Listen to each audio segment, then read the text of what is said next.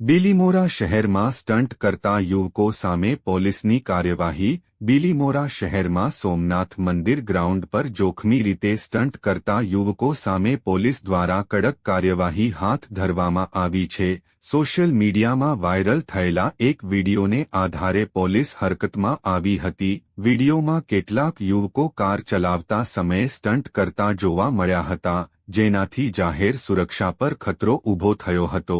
પોલીસે વીડિયોના આધારે તપાસ હાથ ધરી અને ગાડી ચલાવતા તમામ યુવકોને ઝડપી પાડ્યા હતા। તપાસ દરમિયાન જાણવા મળ્યું કે ગાડીમાં બ્લેક ફિલ્મ લગાવવામાં આવી હતી, જે કાયદા મુજબ ગેરકાયદેસર છે।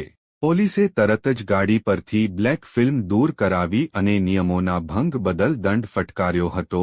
પોલીસ અધિકારીઓએ જણાવ્યું કે આવા સ્ટન્ટ્સને કારણે અકસ્માતની શક્યતા વધી જાય છે અને અન્ય લોકોના જીવને પણ જોખમ થાય છે।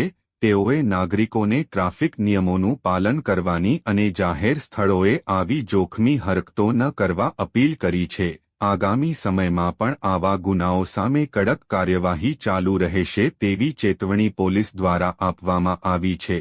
Bureau report Salman Sheikh.